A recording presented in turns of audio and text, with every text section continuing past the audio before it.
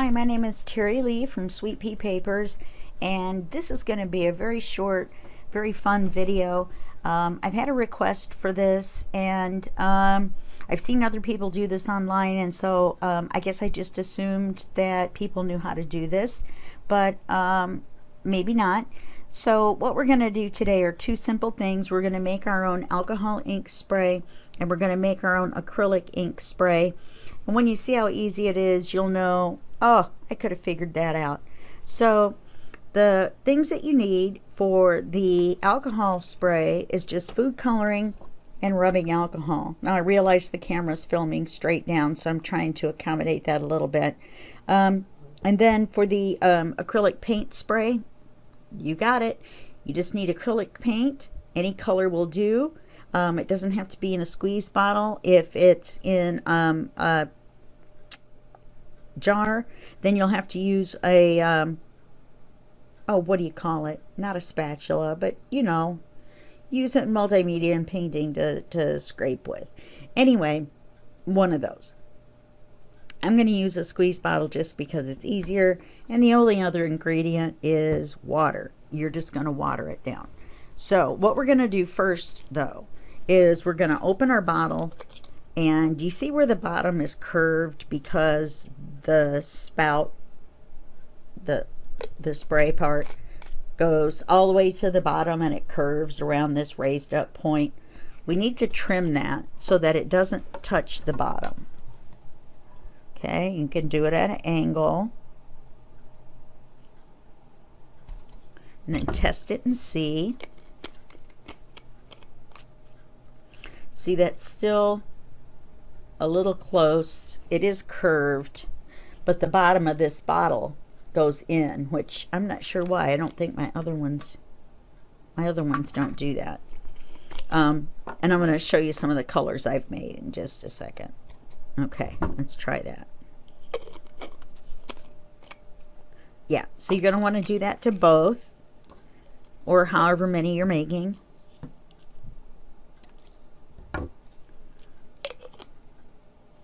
Yeah. Okay, so let me show you real quick some of the ones that I've made. I've made some combo ones. I kind of Frankenstein stuff in my kitchen. I do have my protective silicone mat down, and I have another one that's going up like this to kind of protect, and that's only because when I spray. Other than that, I do have my apron on just because I have one of my favorite t-shirts on. I don't want to get food coloring on it. So, because I'm kind of a klutz. So now these are some of the colors, so we don't need our scissors anymore. That was all we needed them for. Okay, so these are some of the colors that I've made. This is actually watered down glue, but I've made pink. And I was going to bring over a book that I just did, or a booklet, where I custom dyed some pink paper to match the rose theme. And this is red and brown and blue, just your basic colors, gold, and this actually has gold paint in it.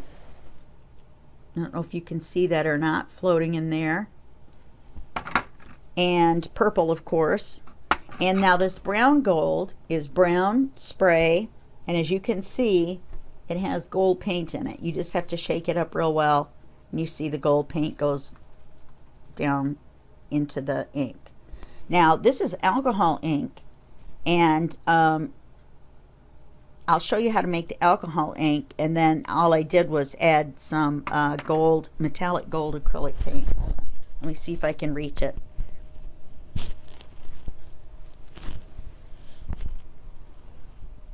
It's just this Deco Art craft paint. And in fact, I think I'll just make some gold, straight gold acrylic paint without any alcohol ink in it. That would be more fun.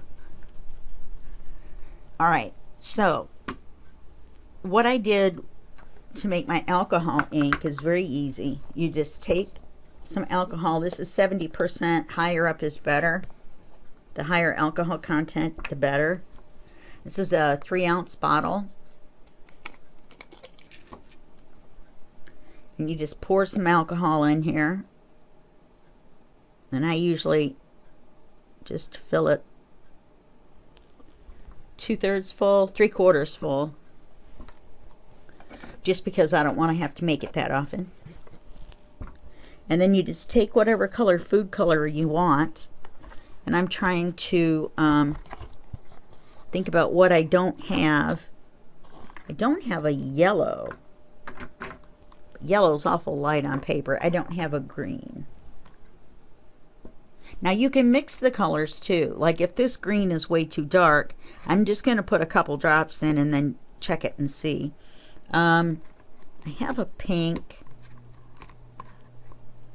I don't have a lemon yellow. That's awful light. How about a burnt orange? That sounds good. Okay, now this brand is spelled K-T-D-O-R-N-S. I do not know how you pronounce it. Probably corns or maybe Dorns. The top first two may even be silent. Anyway, there's 12 colors of food coloring, and I think it was about $10 on Amazon. And the colors are really good. There's lemon yellow, light orange, pitch black, sunset red, apple green, sunset yellow. These mix really well together to make interesting colors. So I've got my alcohol. And all I do is take my food coloring. I put a couple drops in. And then I check my color and see, do I like this color or not? So put your spray bottle lid on. Shake it up. That's not very dark, even though it's light orange. We might, let me put a couple more drops in there. That might not make it any darker. So we might put just a little tinge of red. Let's make it a little more opaque. So let's take a little bit of red, maybe not red, maybe orange red. With our orange. Who knew? Now, when you add red or green or blue, you have to be very careful. It's very overpowering. So let's just add one drop. And then check it and see. Because it made it quite a bit darker. You see, just one drop made it quite a bit darker.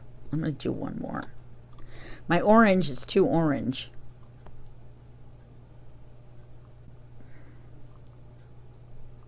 Alright, I fibbed. I'm going to do 2 drops. And I bet that'll be enough to give me a nice burnt orange.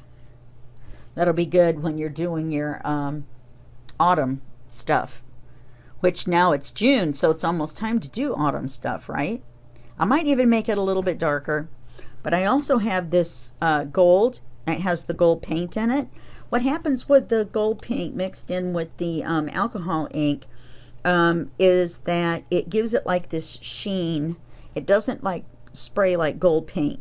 It just makes like a sheen, like a little bit of a shininess to the paper, and it's really, really gorgeous. It's really hard to show it on camera because it's really hard to see. But you see, all you have to do is shake it up, and then the gold paint is suspended. And so let's take this one. I'm going to be adventurous. I'm going to try not... Now this is going to be a lot heavier than what it would normally be on a piece of paper, because normally when you lay it down, you would take your... oh, there must have been some on the mat. You would take your sprayer and you would spray it. I can't even show you on the camera. You would spray it from way, way, way far away. Way far away. And what I do is I have an old plastic tablecloth, and I spread it out on the floor, and I do like 6 pieces at a time. I don't want to get any of this ink. It's made with food coloring, so it will stain everything. Okay? The alcohol in this just makes it evaporate. The alcohol evaporates and then the ink stays. Okay? So now we've got our... Let me do it a few times and get it up the spout. and it just looks wet right now. It smells like alcohol, nummy. And then it doesn't take very long for it to dry. And you can see it already. There's a little bit of color to it. I try not to make them really, really dark. You can do this with brown and simulate a little bit of a coffee dye. Doesn't take very long for this to dry because of the alcohol. But you can see against this white paper that that now is orange. Okay? Easy peasy. Now, I have never made this paint version before, so this will be an experiment for both of us. Okay. I don't have enough room in my tray anymore. I have to get another tray. All right, so what we're going to do is we're just going to shake up our paint. We're going to put some paint in the bottom.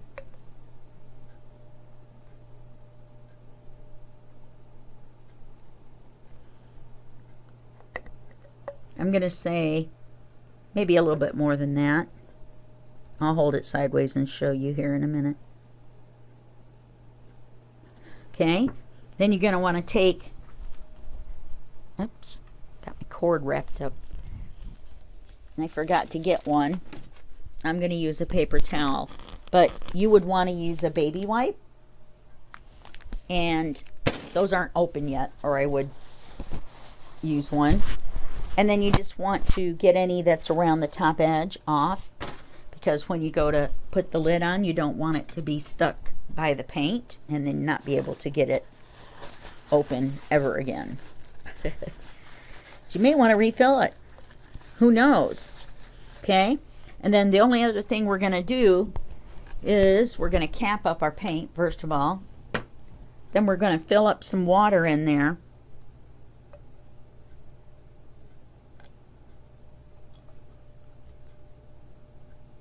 We want it to be thin enough that it'll go through the sprayer, but not so thin that, I forgot to show you how much paint I put in there, but it wasn't much. It was maybe a tablespoon. Now if you put more, then you can make more. Do you know what I mean? If you put more paint, then you can add, oh, look at that. And you shake it and shake it.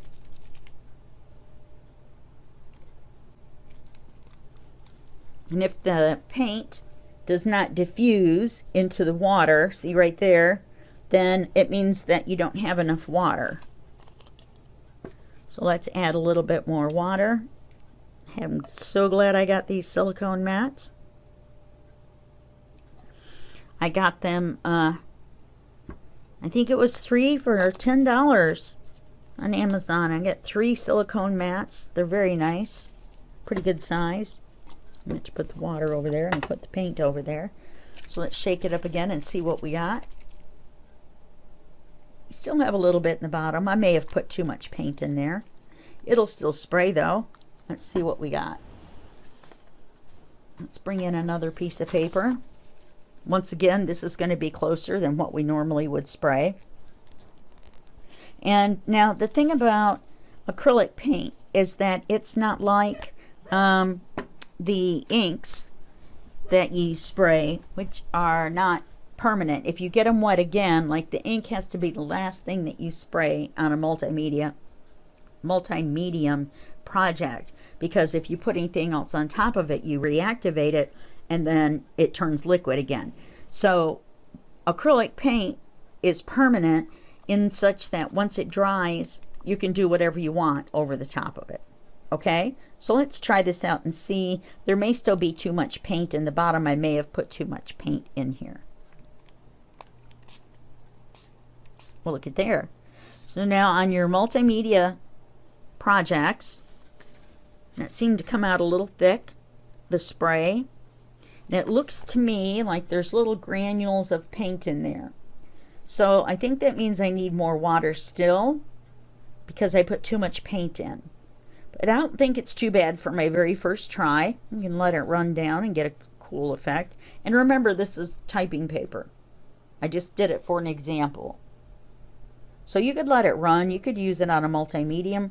You could use it on cards. I don't know if you can tell how shiny that is. Oh, there you go. It's not just because it's wet either, folks. It's very, very, very shiny. It's gold metallic. Now, it does take a little longer for this to dry, especially right here where it's kind of thick. Let me take this paper towel and blot it up a little bit.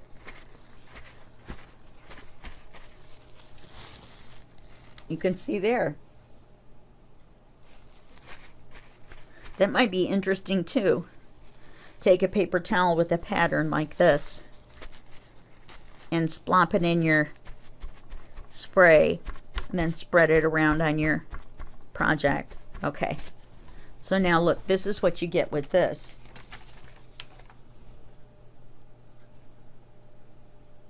Very, very shiny, very gold metallic spray. And once this dries, it's permanent. You can do whatever else you want over the top of it. Maybe not on typing paper. You might just melt your typing paper because it's not very thick. You can see it's kind of wrinkling a little bit. But this is almost dry because I blotted some of it up. And so that's it. That's all there is to it. I'm going to add some more water to this. And then, oh, one other trick is to make sure that your the ones with the paint, that they don't get clogged up, is you turn it upside down and you spray it until nothing comes out. And that means that the I don't know if I can do this with my hands or not. There, didn't take that long. Now nothing's coming out because there's nothing in the straw. So then you just put your lid on, or you wipe this off, and you put your lid on, and you can actually store it straight up. As long as you haven't squeezed it, the straw is empty. And then it won't get stopped up. Okay, so that's it for this video. Now that I have gold acrylic paint on my fingers and I'm going to touch my computer. And I will see you in the next video. And that will be just a second for you and a day for me. Bye-bye.